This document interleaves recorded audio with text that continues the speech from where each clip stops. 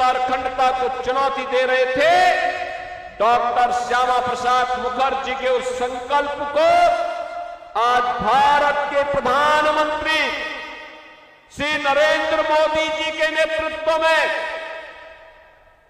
उस सपने को जो कभी बंगाल के सपूत डॉक्टर श्यामा प्रसाद मुखर्जी ने देखा था, उस सपने को साकार करने का काम आज के यशस्वी प्रधानमंत्री श्री नरेंद्र मोदी जी के नेतृत्व में आज पूरा हुआ है। कश्मीर में धारा 370 समाप्त हुई। कश्मीर में भारत का कानून वैसे ही लागू होता है जैसे बंगाल, बिहार और यूपी के अंदर लागू होता है।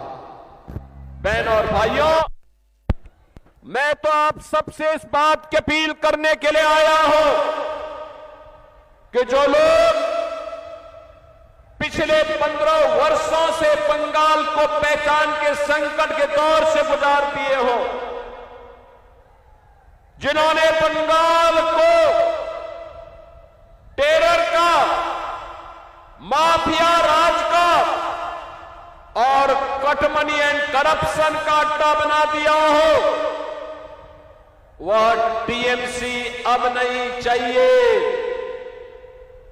इन लोगों ने यहां पर आम जनमानस के सामने, नौजवानों के सामने, बेटी और बहनों के सामने एक भय का माहौल पैदा किया है। इनके कारण माफिया पैदा हुए हैं, सैंड माफिया, कोल माफिया, लैंड माफिया। ये माफिया प्रवृत्ति, ये बीजेपी इसको समाप्त करेगी। बीजेपी का संकल्प है। और जो जनता के लिए मोदी जी पैसा भेजते हैं दिल्ली से, ये टीएमसी के गुंडे जो पैसा हजम कर जाते हैं। बहनों और भाइयों, आज मैं कहने के लिए आया हूं आपसे यही, जो अराजकता आपको यहां देखने को मिलती है, जो भय का वातावरण है, जो दंगे हैं, जो माफिया राज है, सैंड माफिया और कोल माफिया का वर्चस्व दिखाई देता है,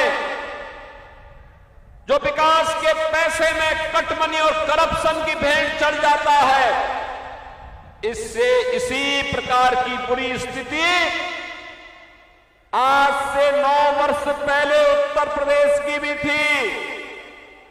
याद करिए, उत्तर प्रदेश 9 वर्ष पहले वहां हर दूसरे तीसरे दिन एक दंगा होता था। कोई पर्व और त्योहार नहीं हो सकता था। बान और बेटियां सुरक्षित थी, गुंडागिर्दी चरम पर थी, अपराध चरम पर था, माफिया हावी थे और जनता की सुविधा और जनता के विकास के लिए आने वाले पैसे में ऐसी डकैती पड़ती थी। इसका उपचार केवल और केवल एक है, और वह है डबल इंजन की भाजपा की सरकार। डबल इंजन की भाजपा की सरकार। बहनों और भाइयों, आज आप देख रहे होंगे, जब उत्तर प्रदेश के अंदर माफिया की हड्डी और पसली को यूपी का बुलडोजर ठीक करता है और उसकी संपत्ति को अपने कब्जे में लेकर के गरीबों का आवास बनाती है, तो माफिया राज समाप्त हो जाता है। आज यूपी में न कर्फ्यू है न दंगा है, यूपी में अब सब चंगा है। याद करिए, पहले राम जन्मभूमि के लिए हमें आंदोलन करना पड़ता था, राम भक्तों पर गोलियां चलती थी। मुझे अभी एक कार सेवक मिला है यहां पे, और राम भक्त कह रहा था कि मुझ पर 1990 में ये टीएमसी की ही पार्टनर पार्टी समाजवादी पार्टी ने गोलियां चलवाई थी, इनकी सरकार में गोलियां चली थी।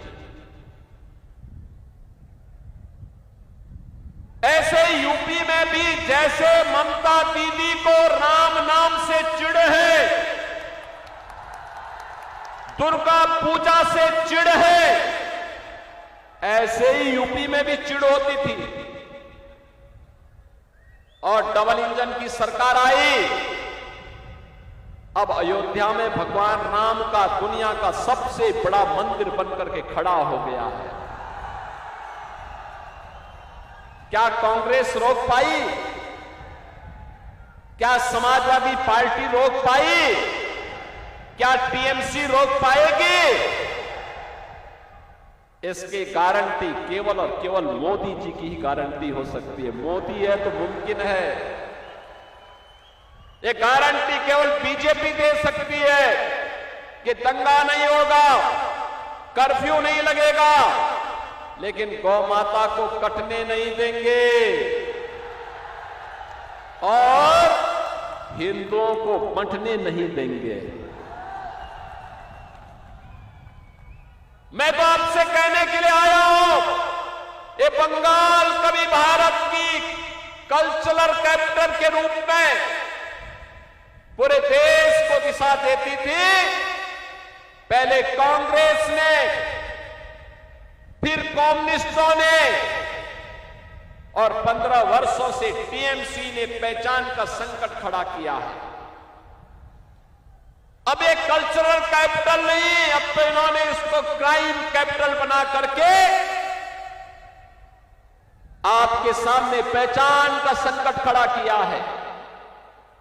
याद करिए, बंगाल आजादी के बाद विकास के पथ पर आगे चल रहा था, देश की अर्थव्यवस्था का ग्रोथ इंजन था।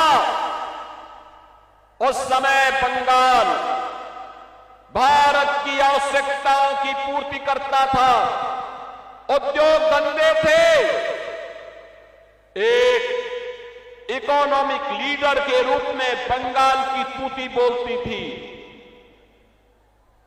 नौजवानों के लिए नौकरी भी थी तो रोजगार भी था। अन्नदाता किसान प्रसन्न था। मछली उत्पादन तेजी के साथ बढ़ रहा था। चावल का उत्पादन भी बंगाल के अंदर तेजी के साथ बढ़ रहा था। लेकिन पहले कांग्रेस ने, फिर वामपंथ ने और 15 वर्षों में टीएमसी ने इसको भ्रष्टाचार का, भय का, अराजकता का एक केंद्र बना करके आज चावल का उत्पादन घट रहा है, मछली उत्पादन का काम कम हुआ है, यहां के संसाधनों पर माफिया हावी हो रहे हैं, नौजवान के लिए नौकरी और रोजगार गायब, किसान प्लान करने के लिए मजबूर है क्योंकि उसको उसकी उपज का दाम नहीं मिल पाता है। यूपी के अंदर आलू का दाम 15 से 16 रुपया किलो मिल रहा है और बंगाल में 1 से 1.5 रुपया मात्र मिल पा रहा है। इतना